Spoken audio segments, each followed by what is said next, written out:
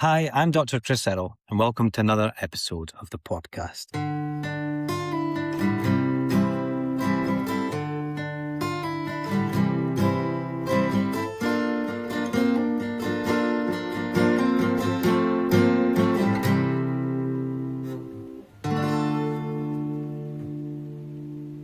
So today's introduction theme tune ended on a minor chord because there are some somber reflections in today's episode and some discussions of despair and nihilism and meaninglessness. So if that sounds like something you don't want to listen to, then it might not be one to stick around for at this moment in time. At the same time, I hope to have actually presented an affirming, positive case for human existence and the experience that we have. So without further ado, I'm going to read out The Atheist Guide to Meaning and Purpose, a journey toward the meaning of life through science, philosophy, and therapy. So there's a picture associated with this article, and it's a park in the Netherlands called Zusterduinen. It's a man-made park, but what they've done for some reason, they've covered everything with sand, so they've artificially brought sand in. So you've got this it's like a desert landscape that is created. And to me, it looks it has that desolate look of a desert. And in the picture, you can see some trees, but mostly just this expanse of sand. I imagine this is how the world may look if life continued to exist, but maybe humans weren't here. A very, there's a beauty to the scene, but also it's quite somber. Okay, let's get stuck into The Atheist Guide to Meaning and Purpose. The motivation for doing science was always a question of meaning for me. Where do we come from? What does it mean to be human? What is life? What is our relationship with the universe? The research for this article has taken almost a year.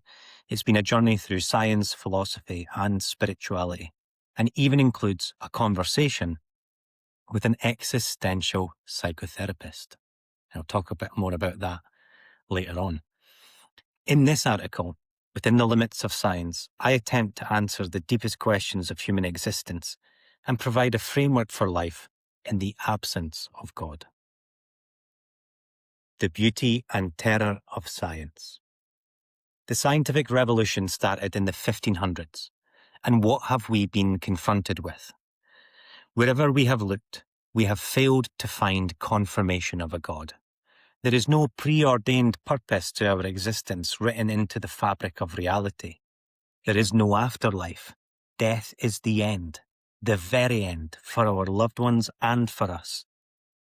It sounds like a rather bleak perspective on existence.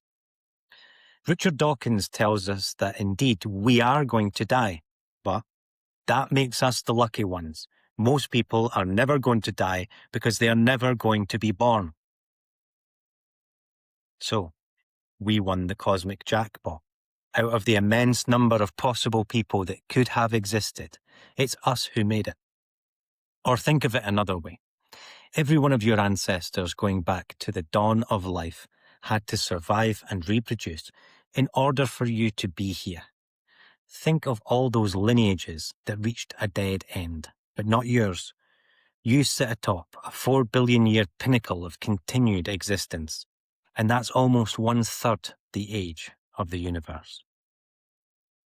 Richard Dawkins has a spiritual, almost religious experience when exploring nature. He tells us that the feeling of awed wonder that science can give us is one of the highest experiences of which the human psyche is capable. In saying this, he is following in the footsteps of Charles Darwin, who, at the end of one of the most important books ever written, wrote that there is grandeur in this view of life. Oh, and a short aside, that quote from Charles Darwin, the grandeur in the view of life thing, it is a really beautiful quote. So I included it in my PhD thesis right at the start because I thought it was such a great quote. But In The Atheist's Guide to Reality, which is a book, philosopher of science Alex Rosenberg adopts a more somber tone. It's not likely that Richard Dawkins will be able to sell people on the beauty of science as something we can build as a substitute for religion. There is no really compelling story in the beauty of science, and no convincing story in secular humanism either. Science gives us a story about reality, which, of course, is always provisional and subject to revision in accordance with the scientific method. But Rosenberg is making it clear that the scientific story doesn't and can't have the sort of power a grand narrative, for example, a belief in God, has in providing a framework and preordained meaning to our lives. Rosenberg tells us that we can do fine without these illusions, and for those of us who can't, he tells us that there is always the antidepressant medication Prozac, also known as fluoxetine. That might sound flippant, but he really means it, I think anyway. Even advising that you must take the medication for weeks before you will feel any benefit. And Rosenberg is not alone in recognizing the apparent groundlessness of human existence. Astrophysicist Stephen Hawking said in a 1995 interview, "The human race is just a chemical scum on a moderate-sized planet, orbiting around a very average star in the outer suburb of one among 100 billion galaxies." What is life? If we want to know what we humans are, then we need to ask the scientific question, what is life? Too often, philosophical, metaphysical, and existential approaches ignore the science of life, biology. As a short aside, I feel like the way that biology is taught in school, and even at university sometimes, the way we encounter it, you'd be understandable if you'd forgotten that it was the science of life, biology, because I feel like the way it's taught is so esoteric and you end up doing such boring stuff. It doesn't really convey the magnitude of the task that a biologist is dealing with to understand life.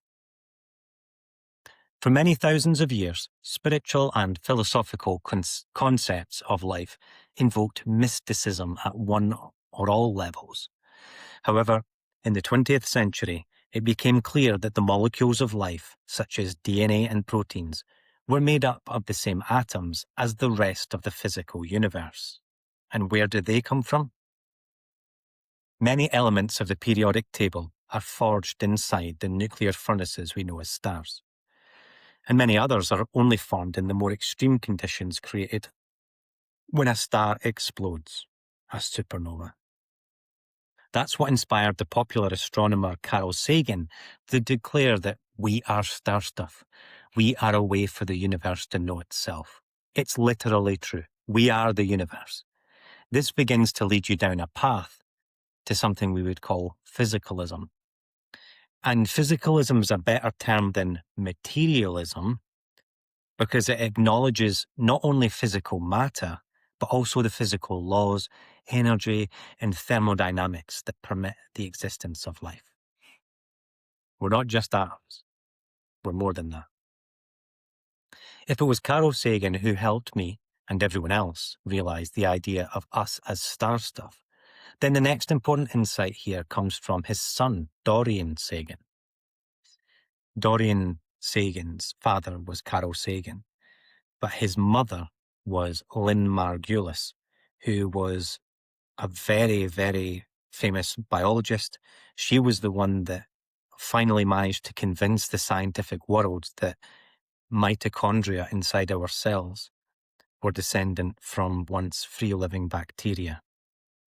So the powerhouse of our cells was incorporated deep in ancient history, and that process we call endosymbiosis. It really just speaks to the absurdity of life. Then, that these mitochondria in all of your cells were once free-living bacteria. It's kind of mind-boggling. In Dorian Sagan's brilliantly titled book, Cosmic Apprentice, He actually claims that earlier forms of materialism had stripped life of what makes it so special.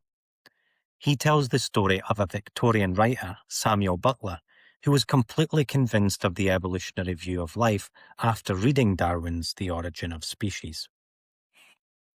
Butler had been brought up religious, but now abandoned it. He bemoaned natural selection as a Newton-like law that presented life in mechanical terms. Evolution is true.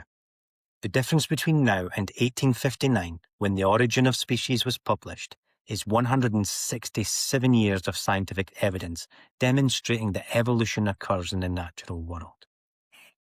But we aren't arguing about whether it is true. It is true.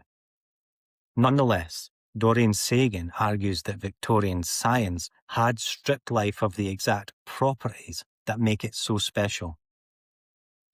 He tells us that Darwin had removed the most important characteristics of organisms, their agency and autonomy, their self-originating ability to alter themselves and their environment. And I agree. Understanding life requires evolution. It's absolutely essential. But there is more than that. Life is a natural phenomenon, like the water in the river. This is a quote from Haruki Murakami, and I'll read it out in full now. I've found this absolutely beautiful. In the midst of this flow, I'm aware, he's a huge and passionate runner. So he's running along the Charles River in Boston, and this is the feeling that's invoked for him. In the midst of this flow, I'm aware of myself as one tiny piece in the gigantic mosaic of nature.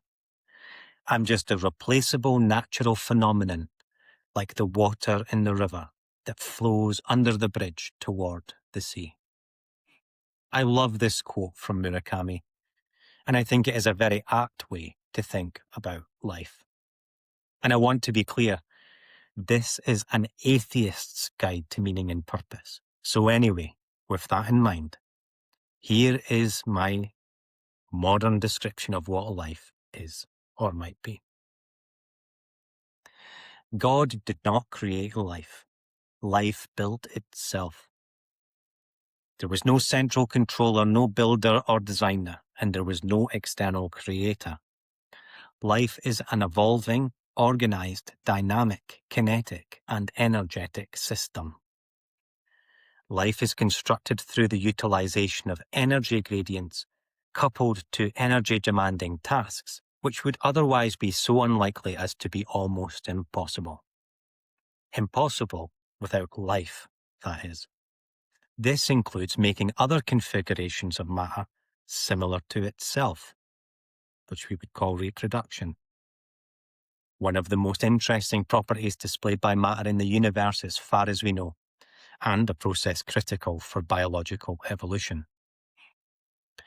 Non-living matter, atoms and molecules are assimilated into this life system that transforms them into cellular components through metabolism. Everything is constantly being turned over at the molecular level, and one thing is for sure. An individual life is a transient phenomenon. Nobody is immune to the second law of thermodynamics. Disorder always reigns supreme in the end. Consulting the atheistic existential philosophers. Now, with a reasonable modern scientific understanding of life in hand, I next looked to philosophy for insights. As an atheist and scientist going into philosophy, I was drawn to the existential philosophers, particularly the atheistic ones, and sometimes even the particularly pessimistic and nihilistic, or should that be realistic, ones. A couple of ideas stuck out more than all of the others. The first is the concept of the absurd, as Albert Camus termed it. But I prefer the modern framing provided by the philosopher Todd May. He was the philosophical advisor for the TV show The Good Place.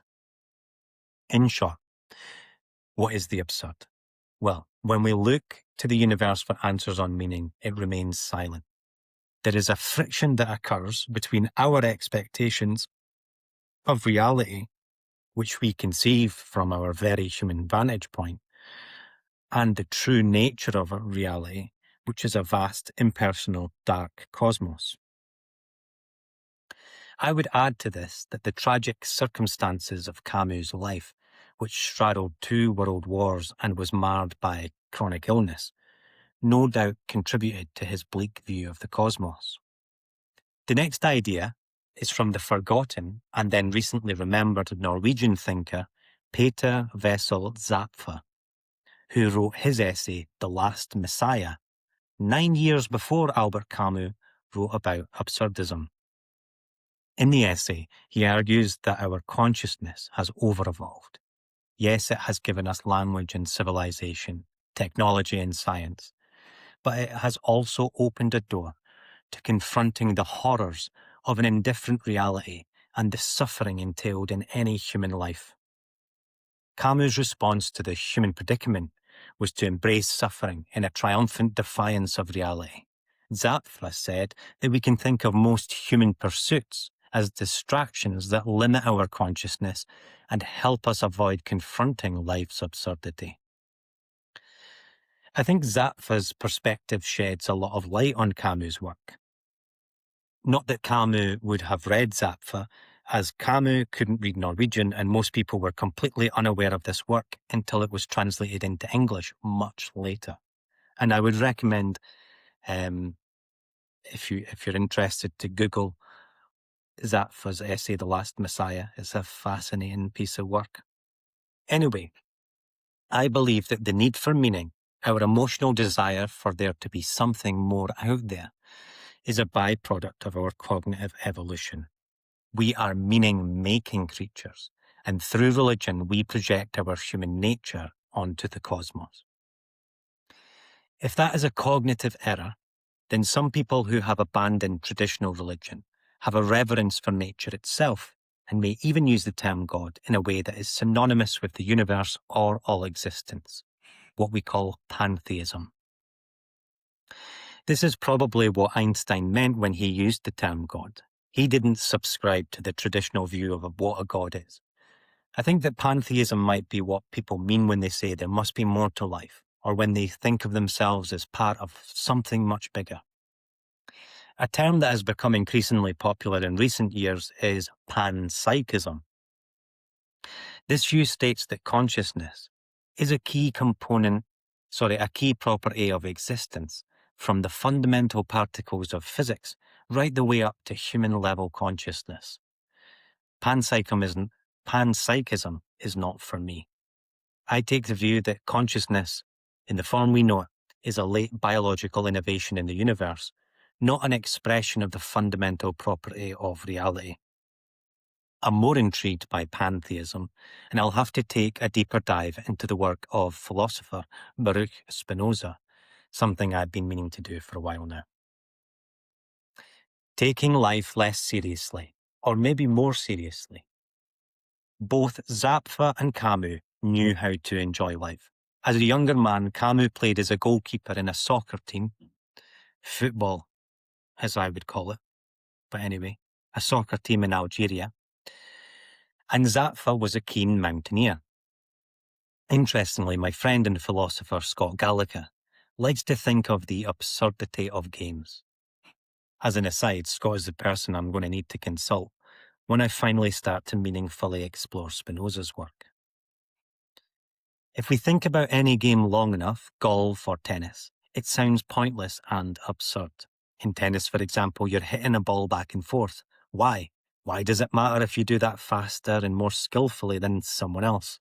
Or even if you are the best at that in the whole world? So what? Yet sports stars are among the most revered people in our modern world.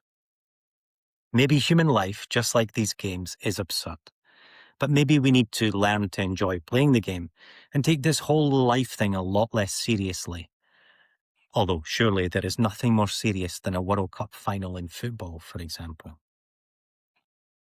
As a distraction from reality, I think Zapffe would score a host of modern sports very highly. Performance expert Brad Stulberg, in his book The Way of Excellence, argues that humans are drawn to excellence and mastery, that mindful attention to a task is the antidote to the immensity of shallow, meaningless distractions in our increasingly digital world. It's something that Buddhists have long argued. Presence in the moment is a better way of being. Stulberg is greatly inspired by the writer Robert Pirsig, who explored the art of fully immersing oneself in a task that one finds valuable for its own sake. In other words, life is a game, but we should be very deliberate about which parts we take seriously. Don't sweat the small stuff. It was reading the self-help book, Don't Sweat the Small Stuff, where I found the greatest solace for anxiety. One day this will all be 1,000,000 years ago, and nothing physical of my current world will remain. I will be dead. Everyone I know will be dead. There'll be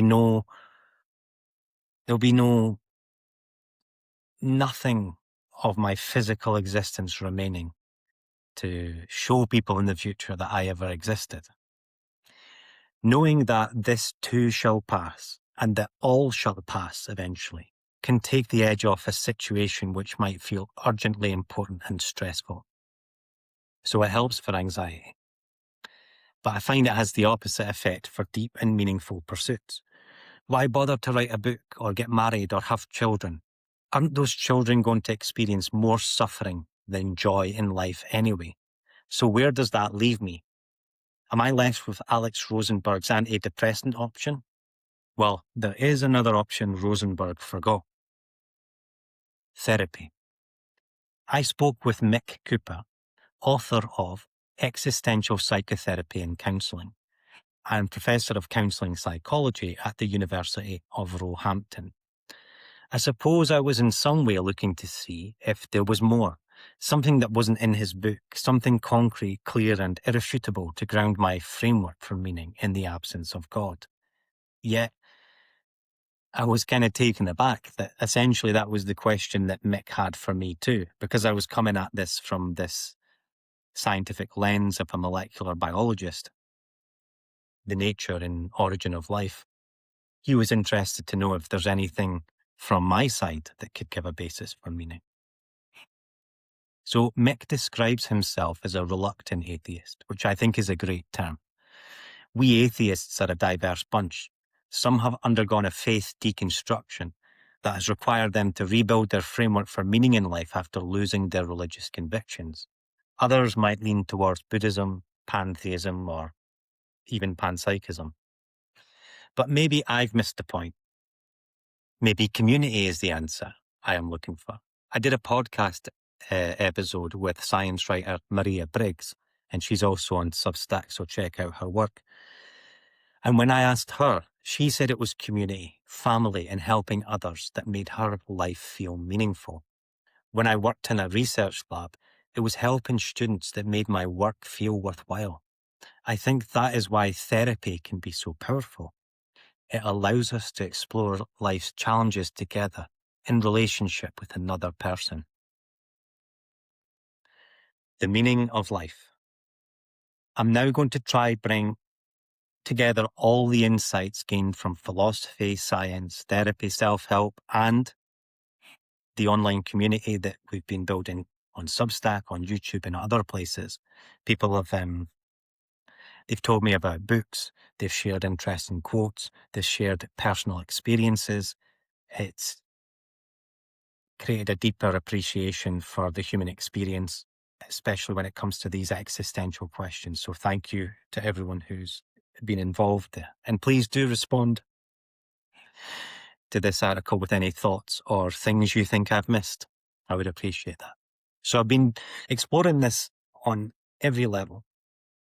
And now this is my attempt to answer Mick Cooper's meaning of life question that he asked me. So here it goes.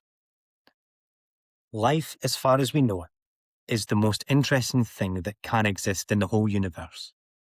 And this includes us. It is far from just a chemical scum on a moderate-sized planet, as Stephen Hawking provocatively claimed. In fact, as a property of matter, it is truly incredible. Matter that organises and builds itself from the bottom up, and can then generate other configurations of matter in a similar arrangement, replication or reproduction. The need or desire for meaning is a deeply human quality. We are meaning-making creatures. However, when we explore the nature of existence, we tend to project our human nature onto the reality around us. This is a cognitive error. There is no grand narrative to the cosmos, no preordained meaning to be found. The absurdity of life, the friction between our desire for meaning and the silence of the cosmos in response, is the result of our over-evolved consciousness, as Zapffe may put it. I hope that there may be solace to be found here, that this need or desire for a grand narrative, the emotional drive towards one, is a cognitive illusion.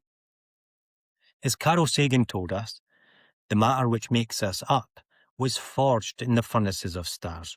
We are star stuff. We are a way for the universe to know itself. We are the universe. So the meanings we construct, how we choose to live our lives, although not grand narratives like a God that offers an explanation for all of reality, but they are in fact cosmological meanings.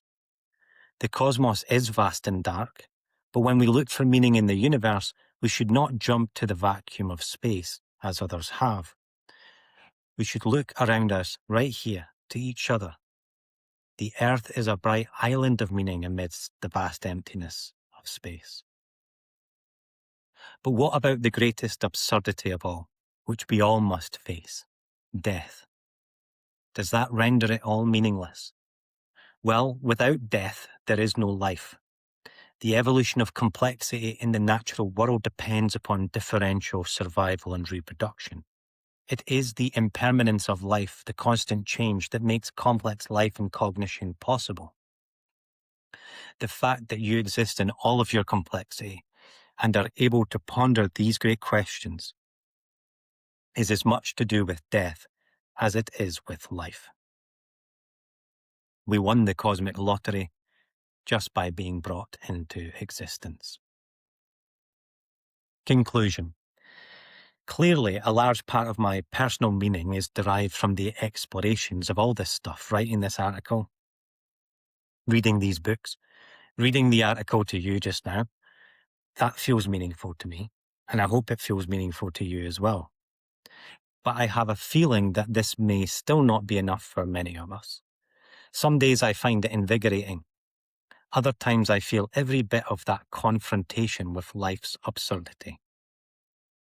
And if antidepressants and therapy don't help, then if you can demonstrate that you have tried 2 interventions unsuccessfully, then you may be eligible for a medicinal cannabis prescription, at least here in the UK, and I'll need to let Alex Rosenberg know about that.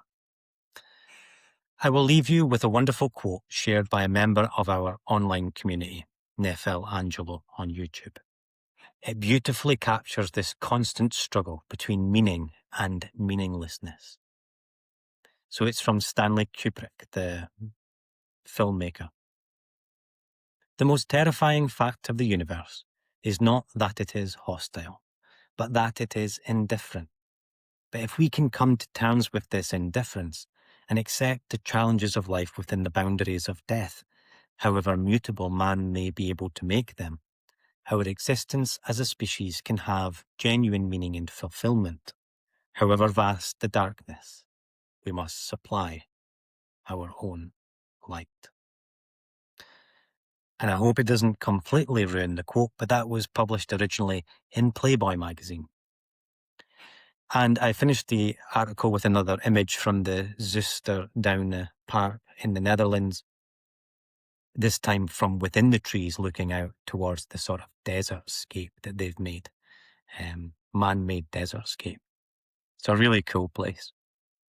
So yes, thank you for listening. Do let me know in the comments, wherever you're listening to this, whether it's YouTube, Substack, or somewhere else. Let me know what you think.